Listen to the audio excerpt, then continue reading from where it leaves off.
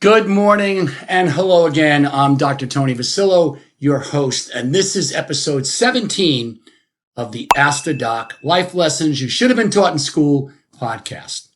Hi, gang. You know, Robert Frost, the famous poet, once said, "A bank is a place where they'll lend you an umbrella in fair weather and then ask for it back when it begins to rain." Simply stated, putting money in a bank today or under your mattress just doesn't make any sense. Today's topic has to do with using alternative investments to create generational wealth. It answers the question, where do sophisticated investors place their money? For the most part, most sophisticated investors use diversification in order to bolster their overall investment portfolio.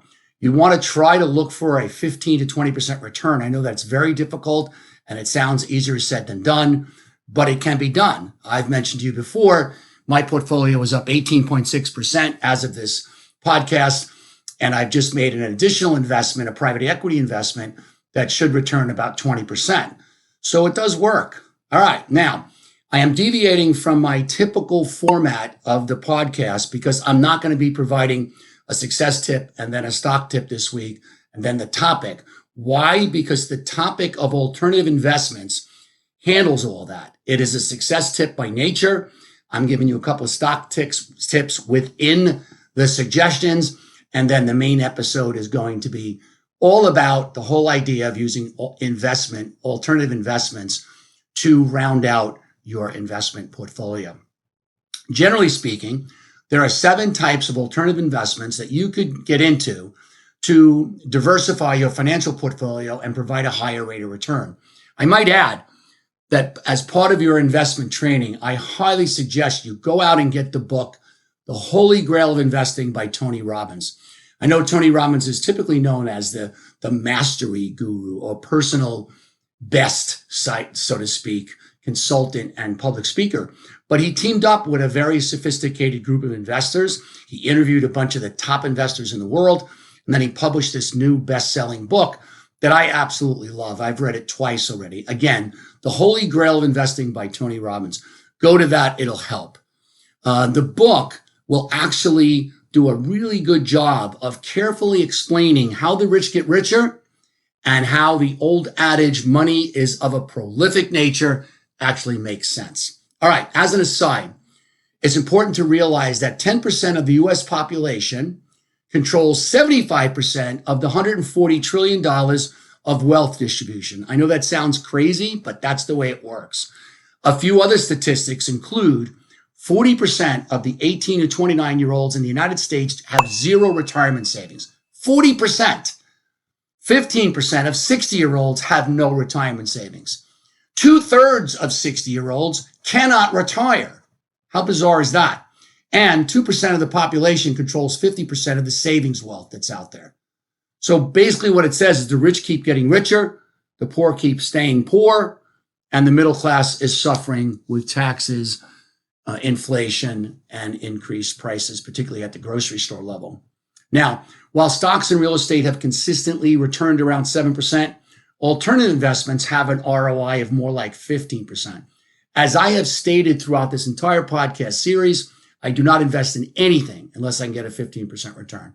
My current portfolio is over 18%, which translates into doubling the money in just under 5 years. All right, now those 7 investments, alternative investments, here they are. First, I know it's going to sound like, well, I can't do that. It's not true. Pro sports ownership. Yeah, I said it. Okay, not only the rich can invest in pro sports teams, and returns are astronomical if you pick the right one. One of the moves I am contemplating making right now is to invest in a women's basketball team, considering all the hype over Caitlin Clark from Iowa, particularly if they win. They beat UConn last night. Who knows what's going to happen? In the secret episode attached to the main episode that's on Patreon, I also provide a few websites to go to in order to learn more about partial sports team ownership. The second alternative investment, general partnership stakes in businesses. 25% of the wealthiest people in the United States made their fortunes using private equity investments. A general partner makes money in 2 ways, typically being paid both a management and a performance fee. Again, I'm in the middle of that right now, trying to figure out if I can get involved in a general partnership with a business. Number 3, private credit and lending. I'm involved in that right now as I just got asked to be on the board of a private lending company. This is basically lending money to established and well-run companies who can't borrow from a bank. The returns are very, very good, as you'll hear more in the secret episode. Number 4, investing in the energy sector. Are we going to continue to go global? What about electric cars? China is entering the electric car market. Mid-sized pickup trucks are going electric. There's hydrogen power being kicked around and other energy-related resources to ultimately get away from our dependency on fossil fuels. A simple way to do this is to invest in Tesla like I did. However, if you do invest in Tesla as a stock, please watch it carefully as it tends to be pretty volatile in nature. I bought it really, really low and have made about $100 a share on the Tesla stock. Number 5, venture capital. VC groups invest in businesses for an equity stake in the company. They use death spirals to take over the company if the company starts to fail.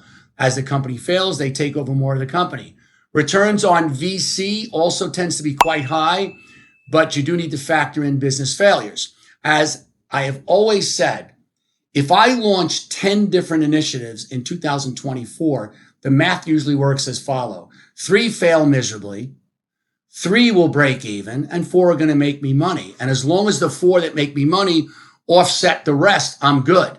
In fact, typically, if one of the initiatives hits big, 25, 30, 40% return, it'll completely overshadow anything that you may have lost in the other initiatives. Now, you might be saying, well, hell, Tony, are you kidding me? Only 40% of the time you make money while the other 60% of the time you don't? You can't look at it this way. You can't. You need to look at the total portfolio. You're going to win some, you're going to lose some, you're going to break even on some, you're going to hit big on some. The trick is to have an overall greater return of at least 15%. That's the trick. In addition, some of the initiatives are used as tax havens to lower my adjusted gross income. So if I can't make money on an initiative, then by golly, I'm going to write off $20 or $30 or $40,000 on my taxes, considering I'm in the maximum tax bracket and I'm paying a stupid wealth tax. I should be able to offset that with some losses with some of these investments that I'm doing. Number 6, real estate. I covered this topic at length in episodes 3 and episode 11, so be sure to revisit them and rewatch those episodes. Essentially, if you choose real estate as an investment strategy, stick to single family homes, 3 bedrooms, 2 bath with a garage. You can't go wrong with those. Buy at 10% below average sales price in a given area. And then again, stick typically to single families. You'll get a return around 7 to 9%. Number 7, investing in disruptive technology such as AI, artificial intelligence. There's no question that artificial intelligence is going to radically change the way we conduct business. Because this topic is so critical to our future as a country, I use the stock market to invest in this sector. I invest in Amazon, Google, Microsoft, Tesla, and NVIDIA, all in order to ride the artificial intelligence wave. Okay, that's it for now, folks. Please remember to consider subscribing to my YouTube channel and becoming part of the Patreon family to get those secret episodes. As I mentioned earlier, the secret episode attached to the main session has a lot more resources for you to consider using in order to delve into the topic of alternative investment strategy. As always, please leave me a review, a comment on what you'd like to see, what you like differently, things I can do better, what you dislike and you'd like to see me change it. Signing off for now, this is Dr. V, and remember, there is no holy grail of investing. It takes hard work, time, patience, and tenacity in order to become wealthy. Signing off, this is Dr. V. Take care.